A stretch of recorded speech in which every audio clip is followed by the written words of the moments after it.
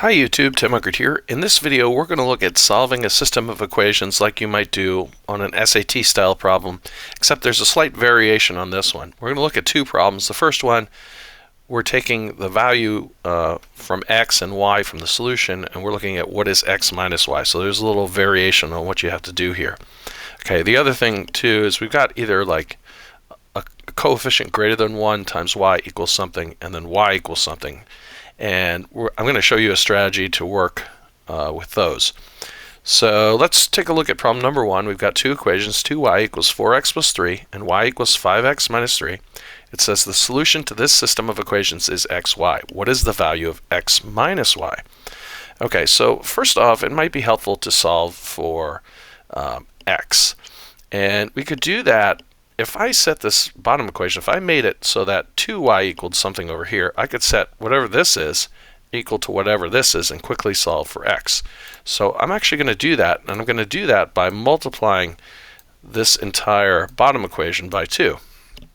Alright, so if I did that, I'd get 2y equals 10x, because I'm multiplying everything by 2 here, minus 6.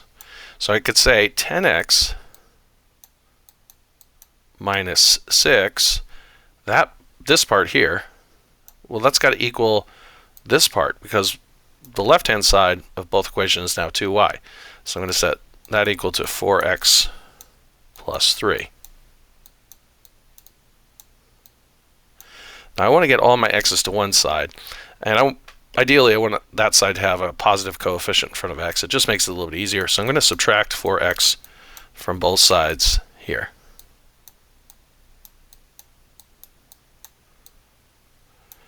(4x minus 4x is 0. So we can, a lot of times people say these cancel each other out. So this side is 0 plus 3. It's equal to 3. Okay.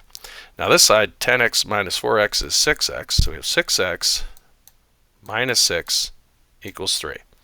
Now we want to get rid of the subtraction of 6, so we're actually going to do the inverse of that. We're going to add 6.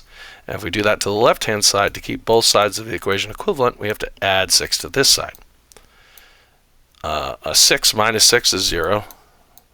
Okay, so we're left with 6x plus 0, which is just 6x. That's going to equal 3 plus 6, which is 9. And if I then divide both sides by 6, I'm going to get, well, 6 divided by 6 is 1, so that gives me 1x, or just x, equals 9 divided by 6, so it equals 1.5. Okay, now up here we have y equals 5x minus 3.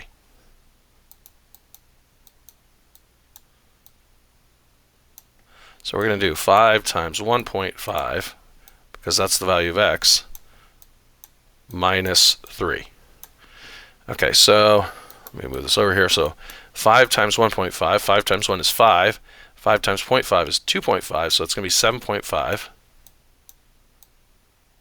minus 3. And then 7.5 minus 3 is going to be 4.5. Now we want the value of x minus y, so that's going to be 1.5, the x value, minus 4.5, the y value. So my solution here is going to be negative 3. Hopefully all that made sense. Let's take a look at the second question in this video, and hopefully this will all click.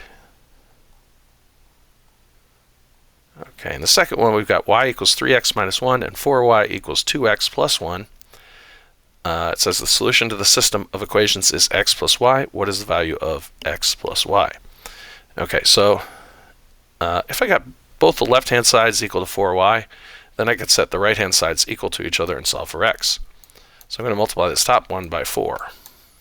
Okay, and that's going to come 4y equals 4 times 3x is 12x, and 4 times 1 is 4, so 12x minus 4. So what we can do now is we can say that this equals this, right?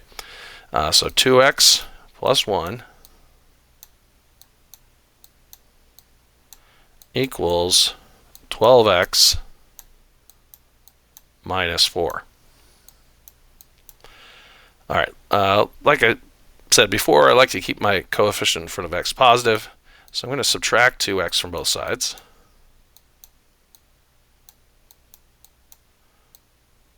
(2x minus 2x is 0, and 0 plus 1 is just 1. So we have 1 equals 12x minus 2x is 10x minus 4. Okay, what I want to do now is I want to add 4 to both sides.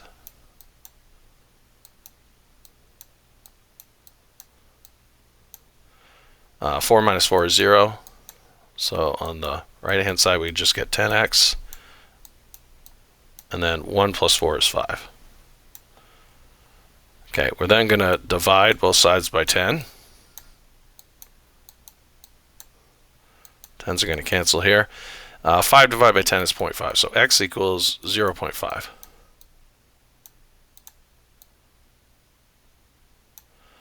Now, let's go up here. Y equals 3x minus 1. Okay, so y equals, we'll do 3 times 0.5 minus 1. So 3 times 0.5 is 1.5, and 1.5 minus 1 is 0.5.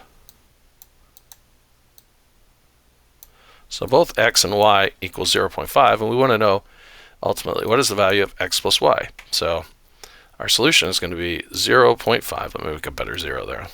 0 is very sad. So let's do 0.5 plus 0.5. That's going to equal our solution, which is just going to be 1. So our answer is 1. Hopefully you found this video helpful. If you did, please like and subscribe.